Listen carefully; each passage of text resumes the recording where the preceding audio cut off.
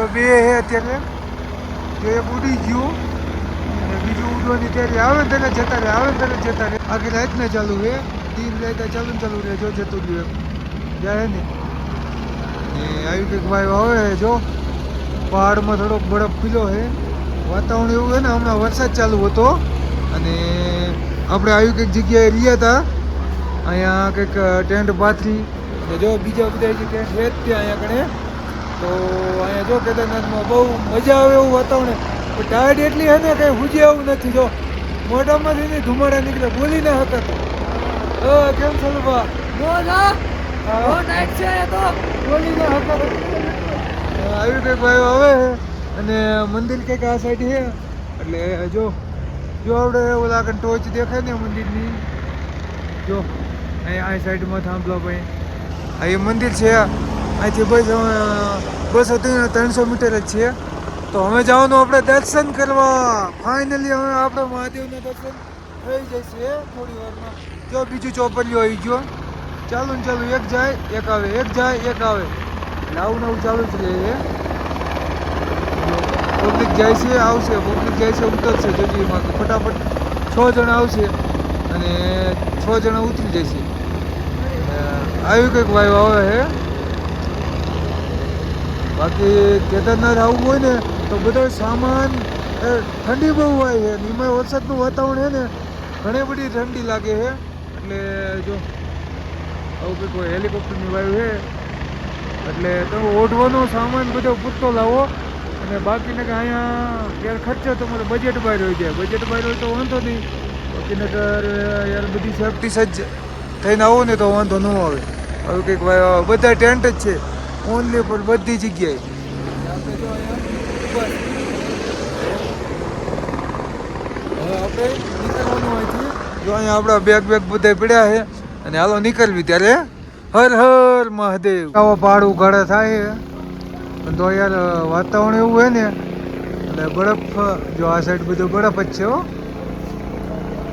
જ્યાં જ્યાં દેખાય ને બરફ સફેદ સફેદ એ બધો બરફ છે. પહાડ એવા છે ને જો એટલે નક્કી નથી થતું.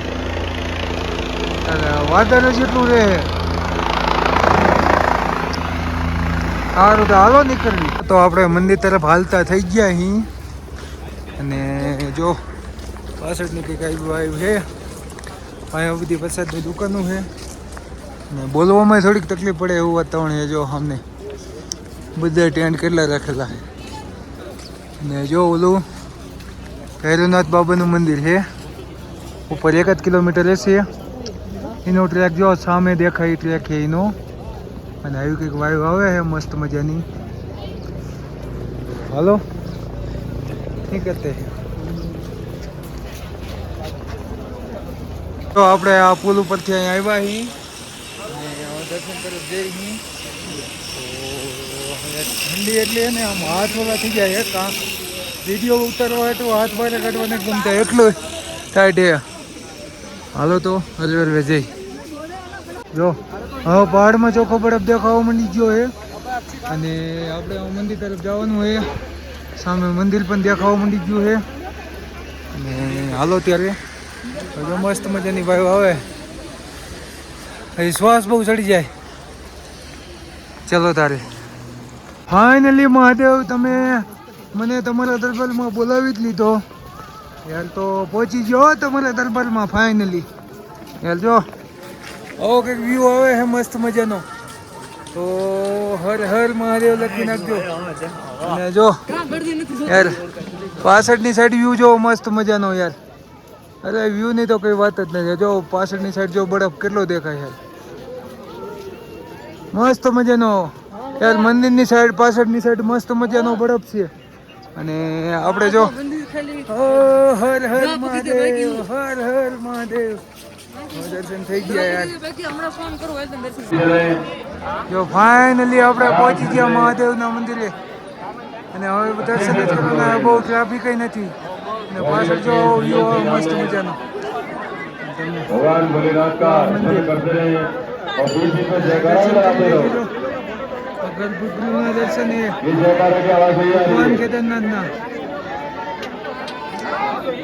આ જો પાછળની વાયુ છે. આ જો આગળની સાઈડનો વ્યૂ છે भी जय करो से पूजन ને જોઈ લેજો આપણે પાછળ દેખાય ને મંદિર મસ્ત મજાના હવે મહાદેવના દર્શન કરી લેવાના છે મસ્ત મજાના. ચલો તો કરી લે દર્શન. ભાઈ હવે જો મહાદેવના દર્શન કરી લેજો.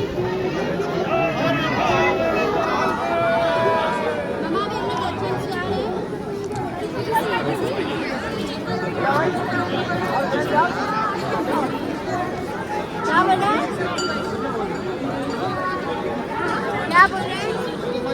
ચાલો તો આપણે કેદારનાથ બાબાના મસ્ત દર્શન થઈ ગયા છે અને જો ફરતી આવી કંઈક વાઈવ આવે છે મસ્ત મજાની. તો જો આવું કંઈક છે અને આપણે દર્શન કરી લીધા છે. કમેન્ટમાં હર હર મહાદેવ લખી નાખજો. અને યાર કેદારનાથ એક વાર તો જિંદગીમાં આવવું પડે યાર. સ્વર્ગ છે.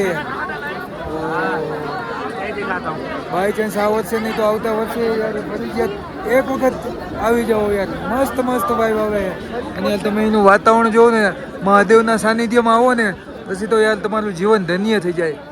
આવું કંઈક યાર લોકેશન છે મસ્ત મજાનું. ચાલો જો દોસ્તો કેટલી દર્શન કરવા માટેની લાઈન કેટલી છે એવું તમને દેખાડી દઉં. એક સાઈડમાં 4 લાઈનો છે અને ઠેઠ આમ ત્યાં આમ પાછળથી ઘણી બધી લાંબી લાઈન લાગેલી છે. અને આપણે તો દર્શન થઈ ગયા છે મસ્ત મજાના. મહાદેવ પાસેથી નીકળવાનું મન નથી થતું. તો પડશે.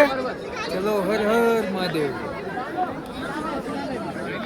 આ જો મંદિરની પાછળનો વ્યૂ છે અને અહીંયા 2013માં જે બાળ આવી હતી ને એના જો આ પથ્થર મંદિરની પાછળ આવી ગયો હતો અને મંદિરને કંઈ દુર્ઘટના નહોતી બની.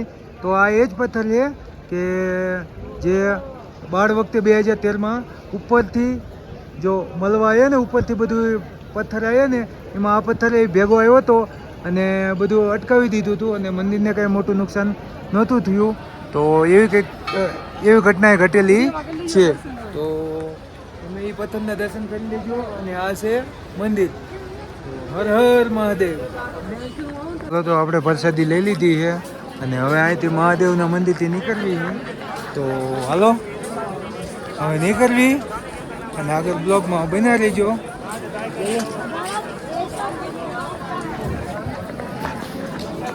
આપણી પાછળ જો આમ દેખાય અહીંયા આપણે પણ ફોટા પડી લીધા. અને જો તમને બરફની વાયુ દેખાડું મસ્ત મજાની. જો કેટલો બરફ યાર. એટલે કે બધે બરફ જ છે. આમ ઓલા સામેના ડુંગર ઉપર જુઓ નકરો બરફ યાર. બધી બાજુ બરફ જ જેટલો છે અને ઠંડુ વાતાવરણ પણ એટલું. આમ તડકો છે પણ ટાઢ એટલી વાય છે ને -3 ડિગ્રી તાપમાન છે. તો ટાઢ ઘણી વાય છે.